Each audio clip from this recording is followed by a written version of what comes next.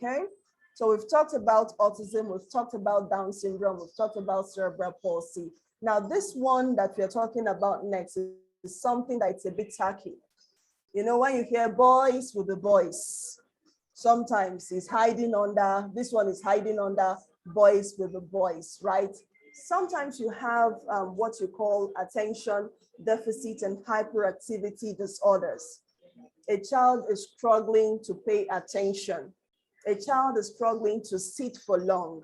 A child is struggling to follow instruction. A child is struggling to play quietly. A child is struggling to let you get the words out of your mouth before they give you their own. We've seen such children. Hello? Have we seen them? Yes. Let me see your hands up. Yes, Sister Diney has seen. Any other person? Let me see your hands up. You've seen those children that are always moving. There's sometimes maybe with a speech difficulty, but sometimes maybe not. Their words are all there, but they are not able to keep still. Apart from Sister Diney, has any other person seen those of our children that are like that? I'm looking through, I'm scanning through to see raised hands. Any other person? Okay, so I think it's just myself and Sister Diney that have seen them. So when we say attention deficit disorder, it's also a developmental thing. All of these things that we are talking about, they are things that would happen to the child within the first 5 years of life. And that's why we call them a developmental disorder. We call them developmental disorders. So when you have a child with attention deficit and hyperactivity disorder, there are usually 3 types, okay? You could have a child that is inattentive.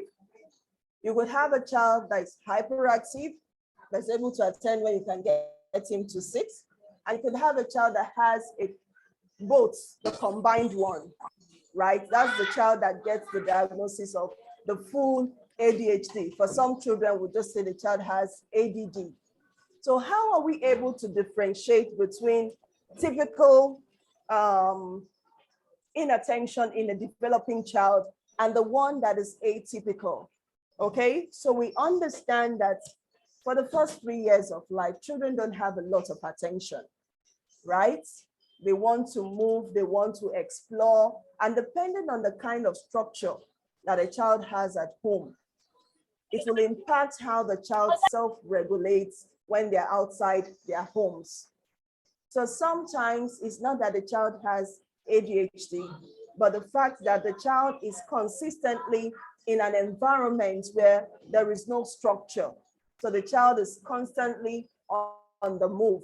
However, when you know that this child is able to, is when you bring that child to a structured environment, the child is able to make necessary adjustments because the child understands that this is a different environment. So for such a child, we do not say that that child has ADHD. That's a developmental or an environmental thing.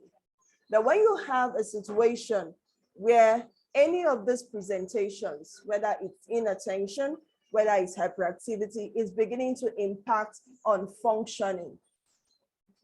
Remember what we said at the beginning, that all of these disorders impact upon the child's functioning. So we say a child has ADHD or ADD when it begins to impact on functioning.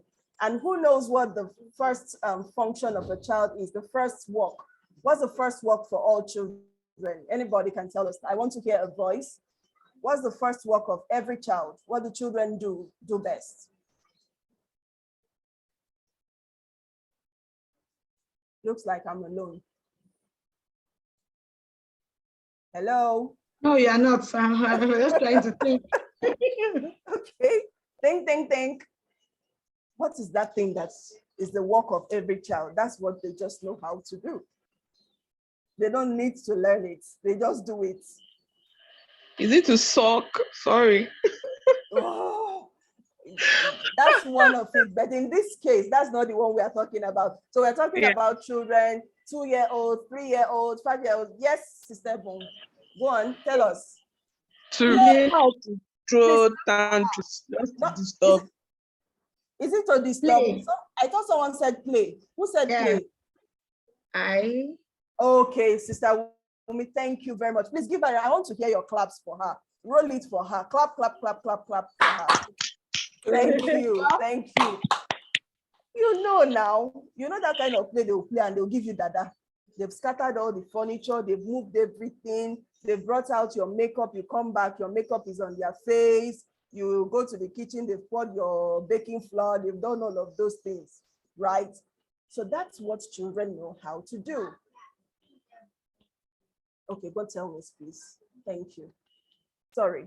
So children, the first work of children is to play, because that is where their learning happens. However, when you have a situation where even play is impacted by a child's attention and hyperactivity, in which case the child is not able to organize themselves to meaningfully play. So they brought out the stacker, they've not done anything with it. They brought out the car, they've not done anything with it. They brought out, so all the toys are everywhere, they are not playing with anyone. So the child is interested in playing as a natural activity, but because the brain processes, the brain is shooting off in different directions, the child is not able to settle down to play in one direction. So I have seen this, I want to do this. No, I want to do this. No, I want to do this. Functioning in terms of play is affected. Now, when it comes to daily functions, self-help skills, to eat, right? Your child wants to eat, or even, let's just use it because that's the one that you have a very easy example. So the child wants to eat. The child has taken a spoon and then the child is all over the place. You have to carry the food and be following your child to feed the child. This is a child that is 4 or 5 years old. The child just cannot sit down to eat. And sometimes friends even tell me that when it comes to eating, in fact, that's for the ones that like food, that's the only time they can sit. It means every other area of functioning is on the go. So that is significant movement, right? And when it comes to learning, whether you change it, you know how Nigerian mothers are. You bring your cane, you bring your everything. All of those things do not work. The child still cannot sit down. The child will sit for 1 minute and the child is up again. Even when you frown, when you change your voice, it's not working for that child.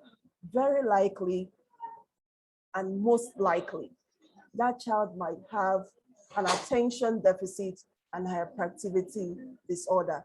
So when you have such things happening with a child, it's very important that the child gets checked, because if it's impacting everything, it means learning will suffer, formal learning will suffer, skill development will suffer for that child, socialization opportunities will suffer for that child. So it's very important that such a child should get support.